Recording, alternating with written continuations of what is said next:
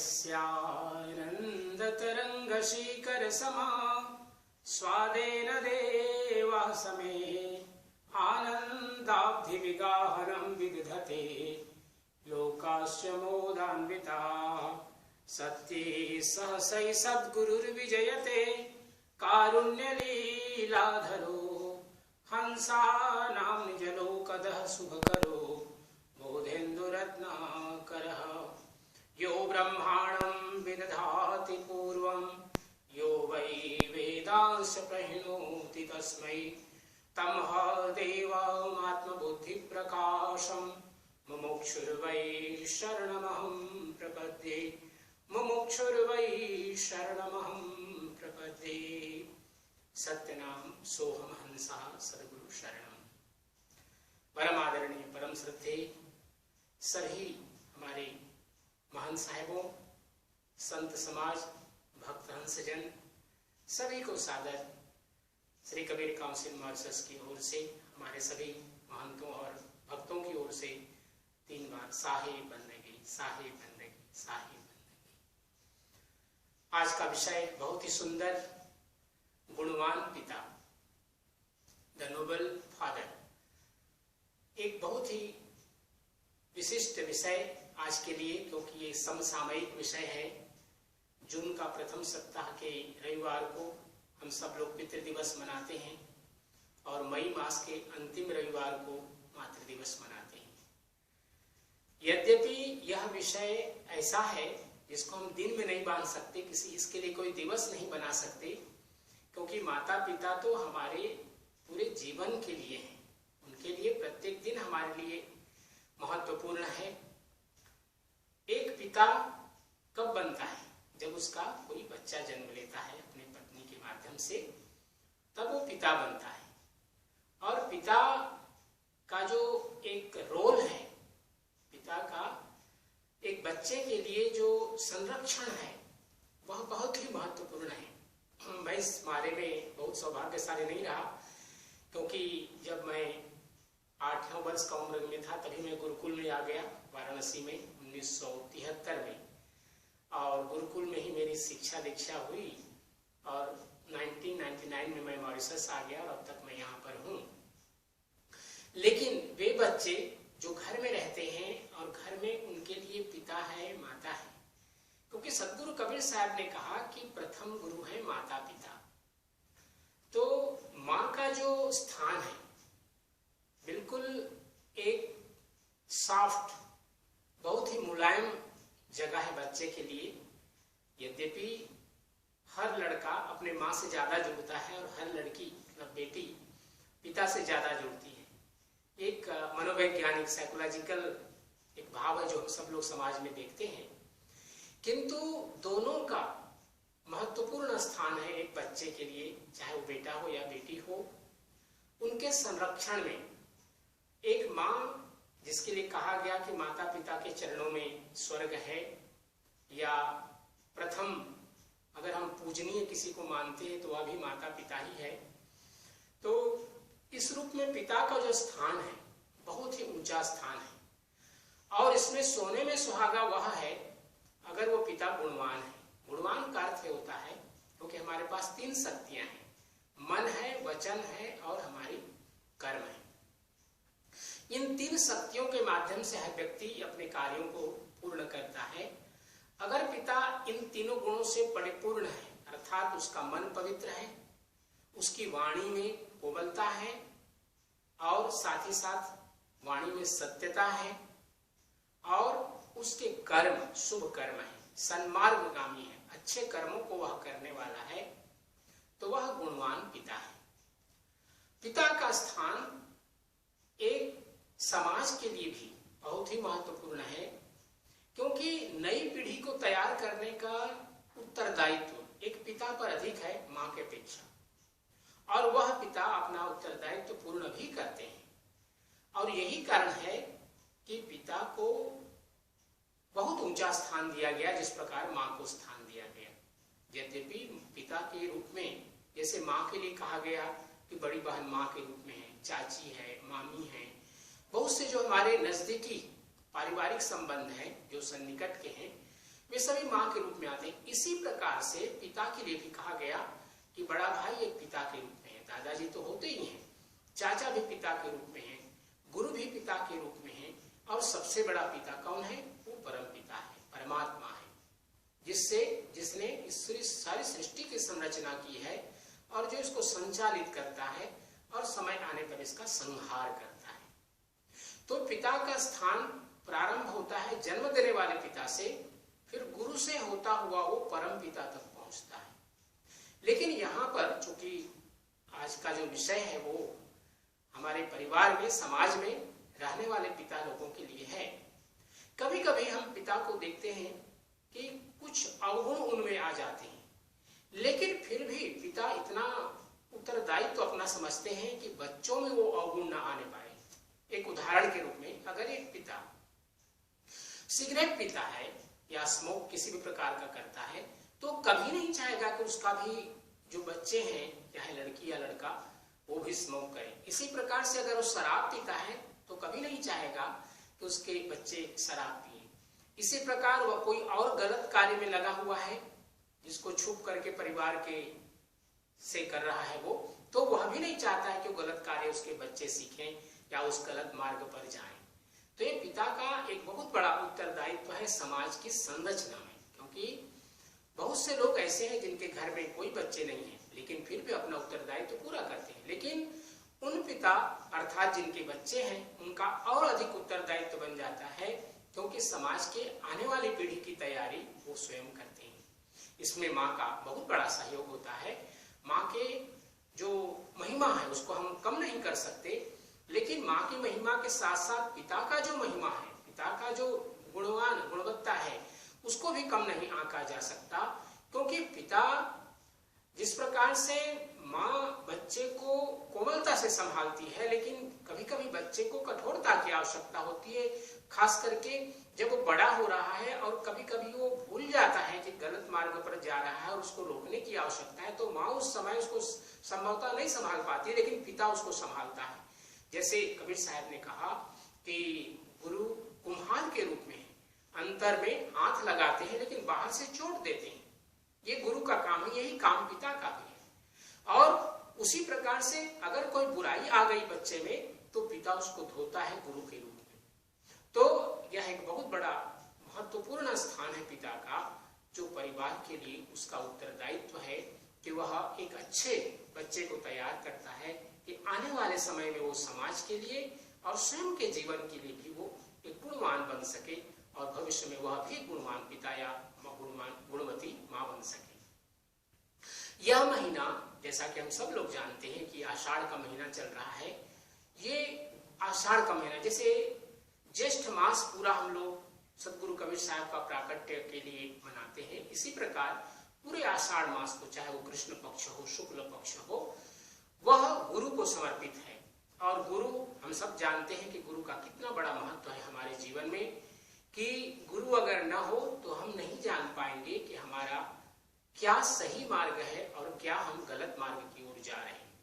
क्यों? गुरु की कृपा बहुत बड़ी बात है। गुरु की कृपा अनंत है, अनंत किया उपकार, लोचन अनंत उघाड़िया, अनंत दिखावनहार। एक गुरु है जो हमें संसार में नया जन्म देते हैं, तभी हम द्विज कहलाते हैं, संत कहलाते हैं, साधु कहलाते हैं, भक्त कहलाते हैं, क्योंकि वे एक नया जीवन देते हैं हमें और हमें द्विज बनाते हैं नया जन्म दे करके, और हमें यह बतलाते हैं कि एक जन्म हमारे माता पिता देते हैं और दूसरा जन्म गुरु देता है।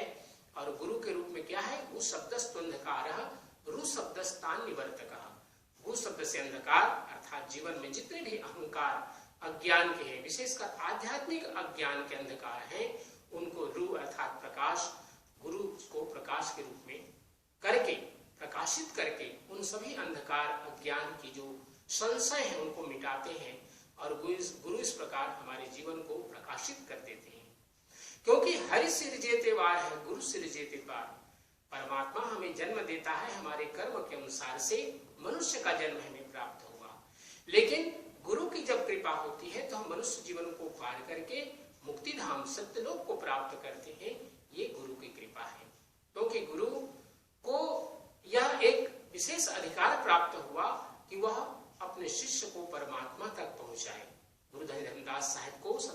साहब ने इसी प्रकार से अपने ज्ञान से, अपने भक्ति के उपदेश से हरि धर्मदास साहब को सत्यलोक का मार्ग बतलाए।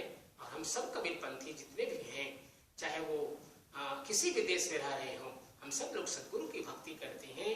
और हम सब लोगों का यही एक लक्ष्य और एक मार्ग यही है कि हम इस मार्ग का अवगाहन करते हुए, इस मार्ग पर चलते हुए हम उस सत्यलोक को प्राप्त कर सकें। संभवतः एक जन्म पर्याप्त न हो, दूसरा जन्म, तीसरा जन्म, हमारे जीवन में जो भी कलमश हैं, जो भी हमारे अपकर्म के फल हैं, वो हमें गुरु बतलाते हैं कि किस प्रकार हम उसको दूर कर सकते हैं अपनी साधना से, अपने शुभ कर्मों से, अपने ज्ञान और भक्ति की महिमा से, सत्संग के माध्यम से। जैसे भी हम लोग सत्संग कर रहे हैं, हमारे आदरणीय महंत श्री जय साहब जी के इस माध्यम से कि हम सब लोग सत्संग में स्नान करें, गंगा में स्नान करें, सत्संग रूपी गंगा में, और अपने जीवन के कलमश को, अपकर्मों को साफ कर सकें, उसको धो सकें। यह हमारी यात्रा है। और यही काम पिता करता है अपने बच्चे के लिए। अपने जीवन का उसका एक ही उद्देश्य होता है कि संभवतः जो गलतियां उसने की हैं वो उसके बच्चे ना अपनाएं और उनका जीवन उत्तरोत्तर अच्छाई की ओर बढ़ते हुए अपने जीवन को पूर्ण कर सकें। यही उनके लिए, पिता के लिए कर्तव्य होता है। तो आज के विषय को ध्यान में रखते हुए मैं अपनी वाणी को पूर्ण करता हूँ। और पुनः आप सभी जितने भी हमारे आदरणीय महंत साहब हैं, संत जन हैं, भक्त हंस जन हैं, सभी को पुनः हम अपने कबीर काउंसिल श्री कबीर मंदिर की ओर से और हमारे सभी महंत साहबों, संतों की ओर से, मार्शस की ओर से सभी को सादर साहेब बंदगी, साहेब बंदगी, साहेब बंदगी पितृदिवस की हार्दिक मंगल कामना आप सभी लोगों को। और साथ ही साथ आने वाले गुरु पूर्णिमा के लिए भी आप सबको हार्दिक मंगल कामना। साहेब बंदगी। जय सद्गुरुदेव।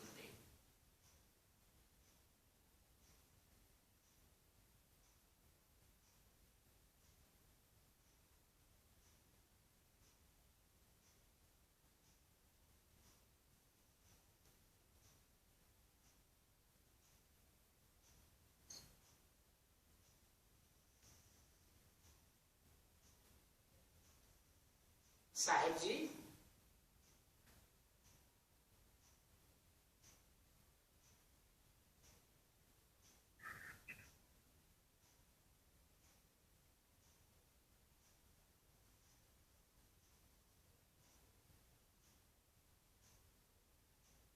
साहेब बंदगी साहेब बंदगी साहेब, आपको बहुत बहुत धन्यवाद। आपने अपने वक्तव्य को हमारे सामने, हमारे बीच रखा। Thank you very much for sharing your views and giving your contribution to this theme of our satsang today.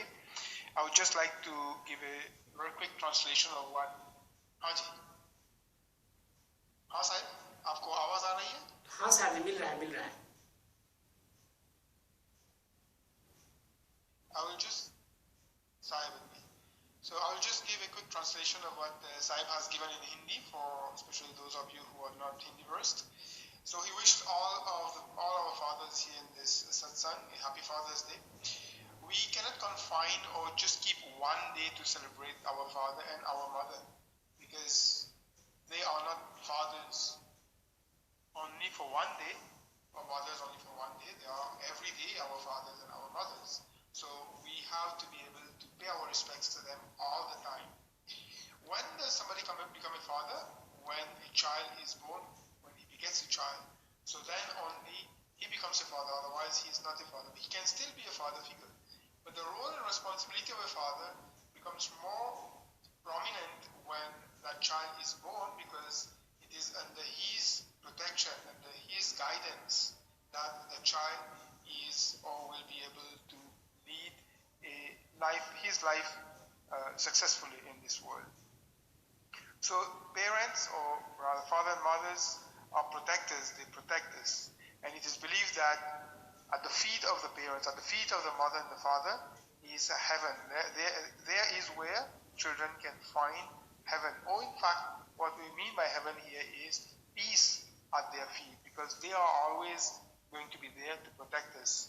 At least that's how parents or fathers and mothers should be. And that's how we describe them as being noble. So how do we consider, when do we consider a father to be noble? Acharya ji talks about how mansa vacha karmana, which means that if in their thoughts, in their words and in their actions, they show nobility. How? By having a pure mind, by having pure thoughts, by having sweet words when they talk, and by performing good actions. This is not only good for the children, but also for the society in general, because that's what the society needs from parents, from adults, so that we can live a good life. So the father figure can be seen not only in the father who has given birth to a child, like has a son or a daughter, but also elder brothers also sometimes given that father figure role, uncles, and many other people who come in our life and play that role of a father are also given that father figure role. But who is the supreme father? God. God is the supreme father under whose command or control we all are. So we are all his children. Now, generations also can benefit from that. The greatness of the mother is always done, but the father also has some great qualities which sometimes complement what the mother cannot do. In other words, sometimes the mother is regarded as having the soft corner, but the father also has some strictness in him, by virtue of which he is able to correct those bad habits or any bad qualities that the child may have gotten by being in the society. Now, we also have to understand that the Guru is a father figure for us. Why? Because many times I've spoken about that also in previous satsangs, that yes, our father, biological father, is our father by virtue of our birth, biologically. But then we do get a new birth when we are initiated, when we have a spiritual guru in our life. So if we call that a new birth, that would mean that that guru is a father for us. So we have to understand that. And the guru is the one, as Sadhguru Kabir Sahib rightly puts it, acts just like a potter who is able to, with softness, shape the pitcher, the clay pot from inside, but also apply some force on the outside to be able to give it a good shape. So both soft and hard are what the Guru employs to be able to shape his disciple. Now in the end, Acharya talked about how this month is referred to as the Asad month in the Hindu calendar, and in which month we celebrate what we call Guru Purnima. In Guru Purnima, we pay respects to the Guru, who is the one who has been able to impart spiritual knowledge to us so that we can lead our lives spiritually and attain God realization, which is the purpose for which we have come in this life as a human being. So he took the example of Dhammadas Sahib, how he surrendered himself to Sadhguru Kabir Sahib, and by virtue of his submission to Sadhguru Kabir Sahib, he was able to realize God and in the end attain Satlok, or the eternal abode. So in the end, once again, Acharya has